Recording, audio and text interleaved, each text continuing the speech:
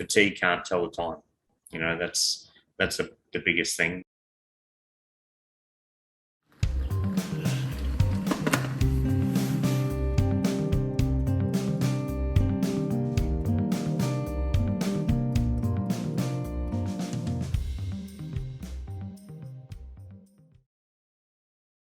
Well, fatigue is really your mind's not on the job. You're tired. It's just really you're not capable of doing the job you've been given to do. And when do you feel most fatigued? I would say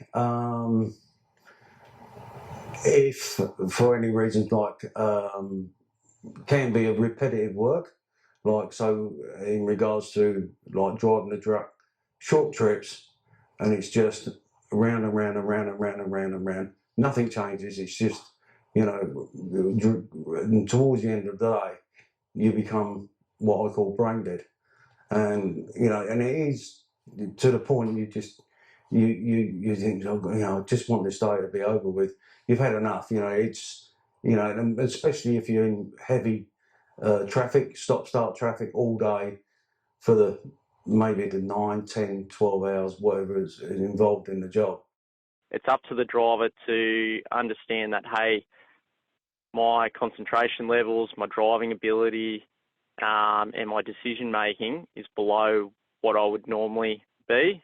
I'm starting to get fatigued, and then make the call on when you need a break there. If we've had a big week, by the time we start getting to the Thursday and the Friday, I usually find first thing in the morning, still a little bit fatigued. In a working week, those hours from 50 to 72, I find are probably the most,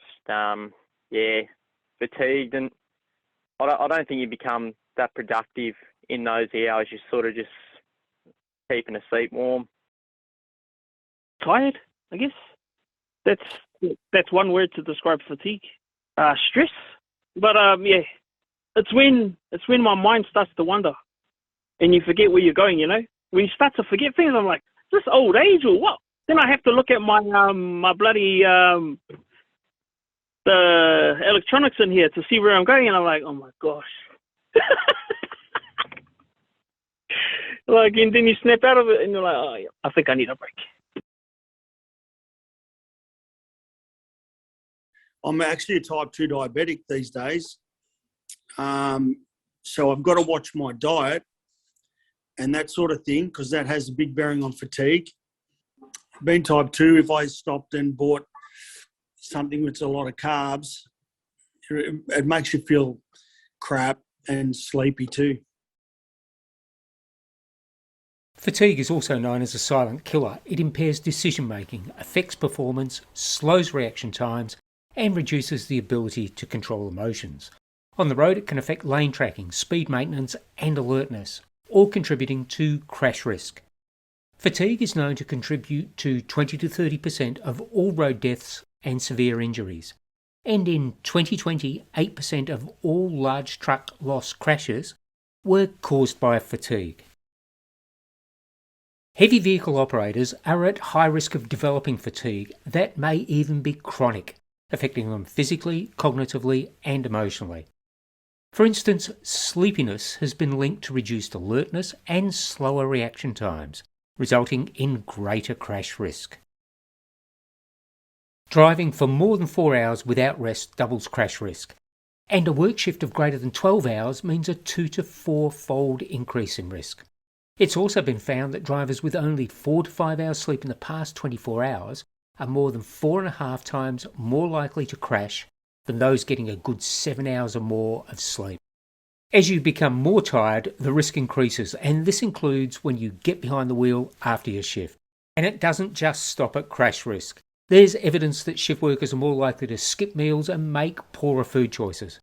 Combined with a sleep deficiency, this can mean a higher incidence of obesity and the development of chronic diseases such as type 2 diabetes. So, as a driver, what can you do to minimise the risk of fatigue? Be aware of sleep loss and quality, and extended working hours, including your commute. Look for warning signs like difficulty in maintaining focus and concentration, struggling to keep your eyes open, and having less tolerance for other road users. Keep to your fatigue management plan with regular and restful breaks of at least 15 to 20 minutes every 2 hours. And prioritise quality sleep and avoid stimulating the brain before bedtime by putting aside the electronics and perhaps dimming the lights. Don't shortchange yourself on sleep. Aim for at least 7 hours. It's how the body and brain regulates and repairs itself. And maintain a healthy diet. Yeah, I was tired. Yes, I had maybe not had enough sleep the night before, not the best sleep or whatever, and I did come to work and I felt absolutely shattered, and that was within 2 or 3 hours of starting work.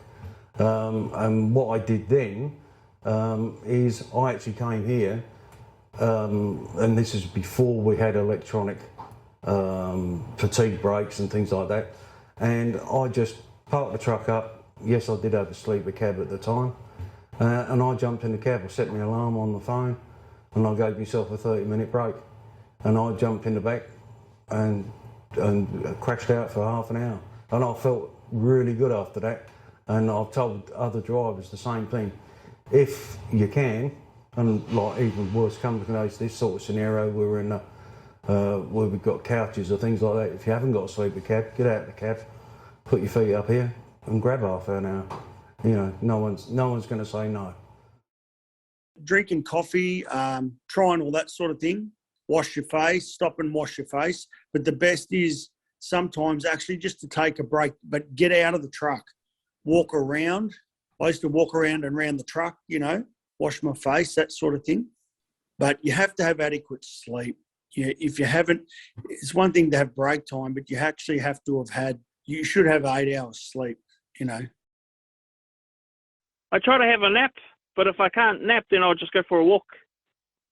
Walk around the truck or just walk out, you know, and just keep moving, just to keep myself going, you know. And then I get back in the truck and I'm good to go. Good music, a good night's sleep. But I know a lot of us have coffees, you know, we're on their coffee, but if I really want to get going, I listen to rap, Australian rap, bloody oath. Usually just listening to the radio, put the aircon on so you're not sort of in a comfortable environment. And mate, sometimes it takes some idiot on the road to cut you off or nearly hit you for it to wake you up, in all honesty.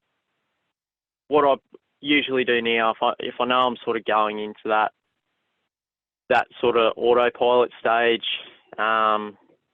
anticipating, you know, what the idiots around you are going to do next, checking your mirrors, and I find that usually gives you a bit of a kick in the arse for a good half an hour, and then, yeah, just try and repeat the process. Remember, fatigue is silent and insidious, and the best approach is to manage your well-being in and out of the workplace. And if you do recognise any of the warning signs, stop driving.